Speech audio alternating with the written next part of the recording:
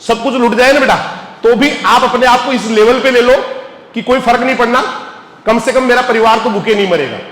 इतना योग्यता, इतना अपने आप को इस लेवल पे लेके आओ कि कोई फर्क नहीं पड़ता कैसे भी हालात हो। क्योंकि हालात, मैंने कहा ना, वो हालात इंसान के बस की बात नहीं, लेकिन हालात से निपटने की तैयारी करना इंसान के बस की बात होती है।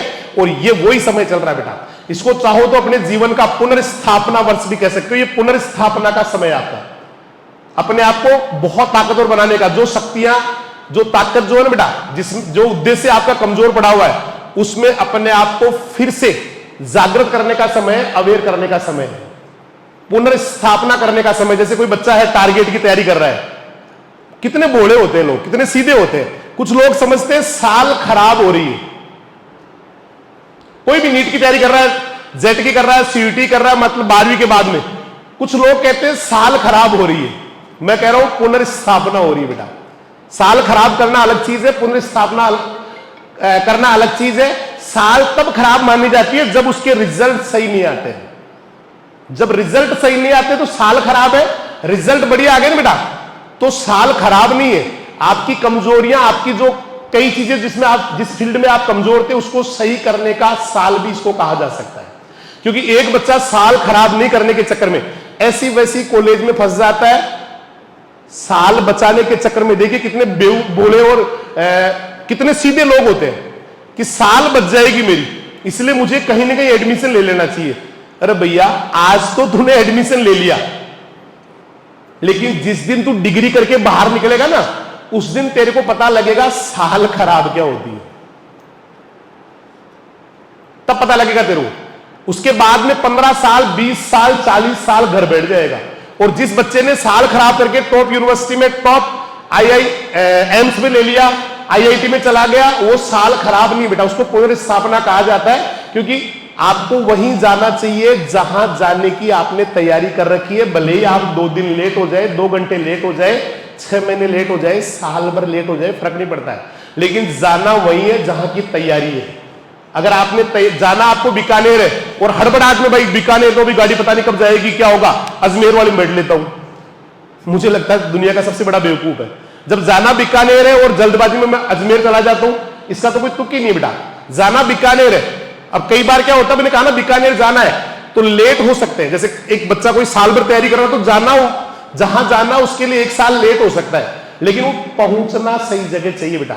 हड़बड़ाहट में हम लोग ना दूसरी जगह पहुंच गए, वहां जाके भी पता लगा अब तो मेरा पूरा ही सब कुछ खराब हो गया, क्योंकि यहां तो मुझे आना ही नहीं था, अजमेर तो मुझे आना ही नहीं था, मुझे तो बीकानेर जाना था।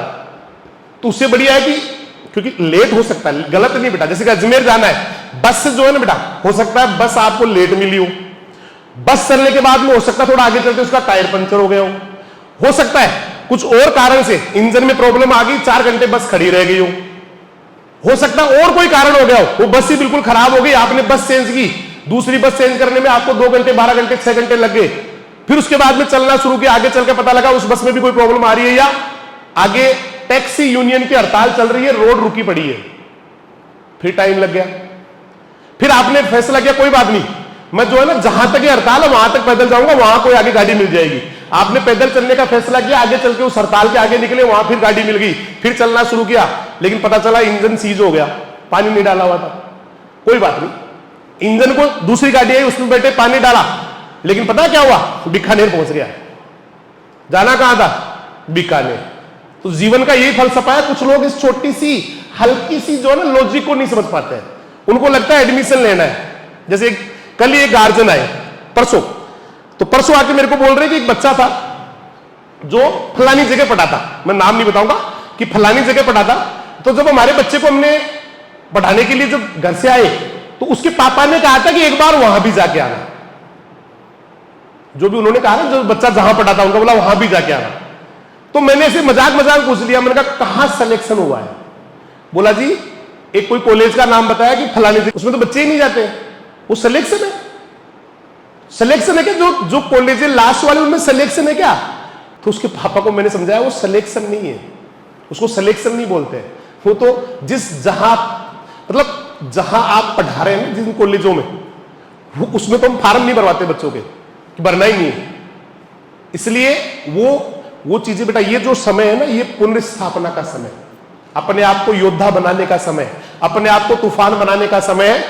पुनर्स्थापना जीवन में बार बार जरूरी है। कई बार हम चल रहे होते हैं, चलते चलते जब थक जाते हैं बेटा, तो थोड़ी देर रेस्ट कर रहे होते हैं।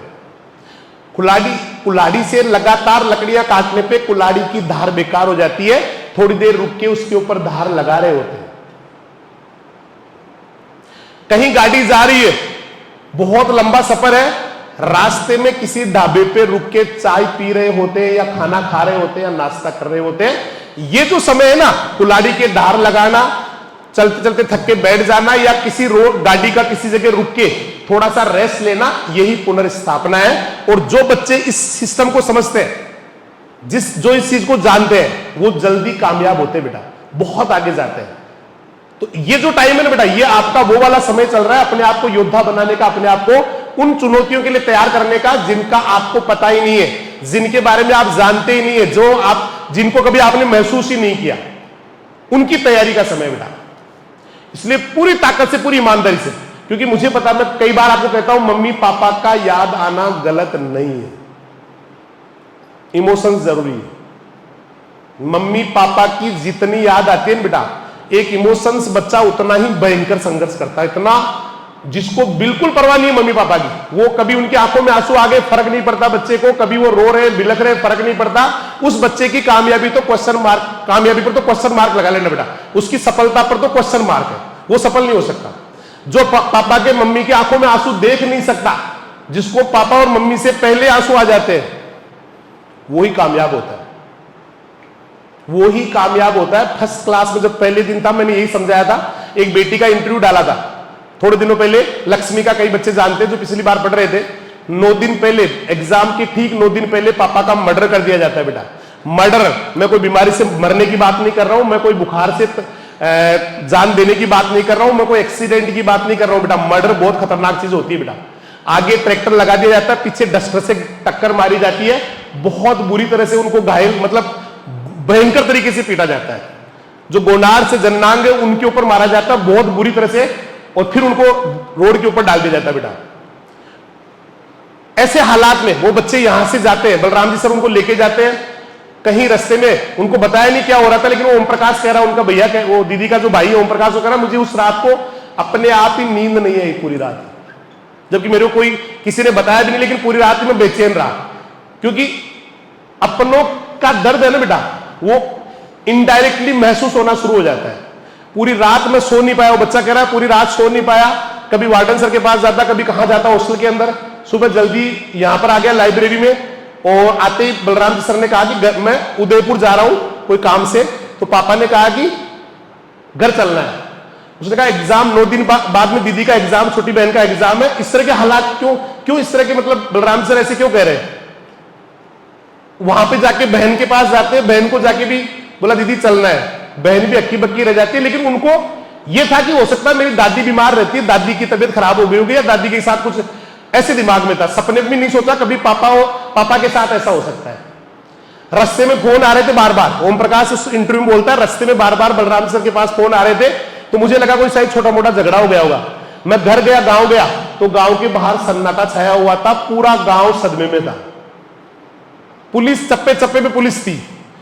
फिर मैंने पता किया तो मेरे को यह बताया गया कि आपके पापा का किसी के साथ झगड़ा हुआ है, उनके हाथ पैर तोड़ दिए गए, वो हॉस्पिटल में एडमिट है। उसके बाद जब पता लगता है तो फिर बोला एफआईआर बाद में देखेंगे, मुझे मेरे पापा के पास जाना है। वो उदयपुर एडमिट थे, उदयपुर जाते हैं, डेड बॉडी आती है। अब आप सोच सकते हो उस समय बेटे और बेटी पे क्या गुजर रहा होगा। उसके ठीक 9 दिन बाद एग्जाम है, एग्जाम से लगातार मैं उनके संपर्क में था बेटा। बलराम जी वहीं 3 या 4 दिन रुके, उसके बाद दोबारा वापस चले गए, 2-3 दिन बाद में रुके, लेकिन मैं कंटिन्यूअसली उस बच्चे को हिम्मत दे रहा था। उसका भी लगातार बार बार फोन आ रहा था, बार बार मैसेज आ रहा था, सर बहुत बुरे हालत में। मैंने कहा बेटा अपने आप को संभालना है, तू कमजोर पड़ गया तो पूरा परिवार ही टूट जाएगा। ये वो वाली परिस्थिति है जो दुनिया की सबसे पीक हो सकता है, किसी बुरे समय का पीक है। इससे बुरा किसी के साथ दुनिया में हो नहीं सकता कि किसी के पिता का मर्डर हो जाए, और इस हालात में मैंने कहा बेटा ये अपने आप को इस समय ही तेरे को अपने आप को अपना योद्धापन दिखाना है, जो आज तक तेरे को सिखाया है। पिछले 2 साल में जो हम लोगों ने सिखाया, पिछले 12-15 साल में तेरे मम्मी और पापा ने, दादा दादी ने जो सिखाया ना बेटा, वो सारा अप्लाई करने का यही समय है। उस सारे को अप्लाई करके तुझे अपने आप को संभालना है। तू अपने आप को संभाल नहीं पाया तो छोटी सी गुड़िया है ना, वो तो रो रो के तड़प तड़प के पागल हो जाएगी, मम्मा उनकी बहुत बुरी हालत हो जाएगी, बेटा तू हिम्मत रख।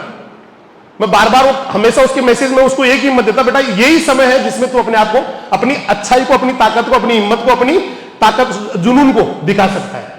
हिम्मत रख बेटा, कुछ नहीं, समय बदल जाएगा बेटा, एक दिन आप जो है ना सही जगह पहुंच जाओगे।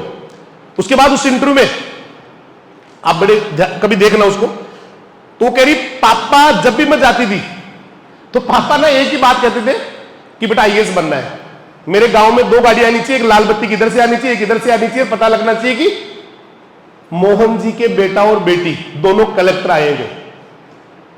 इसी को लेके हम लोग मेहनत कर रहे थे लगातार, लेकिन जब पापा की डेथ हो गई तो अब मेरे पास पढ़ने का कोई नहीं बचा, किसके लिए पढ़ूंगा। वो बेटी कह रही है किसके लिए पढ़ूंगा, पापा नहीं थे, पापा के साथ ही पापा के सपने भी चले गए थे, तो किसके लिए। मैंने कहा बेटा अभी पापा चले गए, सपने नहीं गए, सपने जाते नहीं है, उम्मीदें जाती नहीं है, अभी तुझे अपने पापा के सपनों के लिए, अपने सपनों के लिए, अपनी मम्मा और अपने परिवार के सपनों को पूरा करना है बेटा, तुझे पढ़ना है।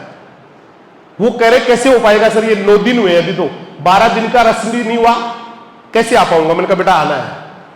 उनके दोनों मामा जी बेटा उसको लेके आते हैं, एग्जाम देती है, एग्जाम देने के बाद जब रिजल्ट आता है ना बेटा तो 90.80% था, 91% था। 11वीं क्लास में आर्ट्स थी, 11th क्लास में आर्ट्स पढ़ने वाली बेटी डायरेक्ट 12वीं क्लास में पापा के मर्डर के ठीक 9 दिन बाद में एग्जाम देके 90.8 बोले तो 91% बढ़ाती है। इससे बड़ी बात क्या होगी। तो ये समय जो है ना बेटा किसी का नहीं होता, किसी का सगा नहीं होता, ये कभी भी किसी भी समय चेंज हो सकता है, लेकिन मानसिक रूप से जो तैयार रहते हैं उनको ज्यादा फर्क नहीं पड़ता इनसे। इस कोरोना में वो लोग ही अपने आप को सही स्थिति में रख पाए, चाहे कोई बिजनेस कर रहा हो, चाहे दुकान चला रहा हो, जिनकी पहले से तैयारी थी, जो मानसिक रूप से हर हालात के लिए पहले से तैयार थे।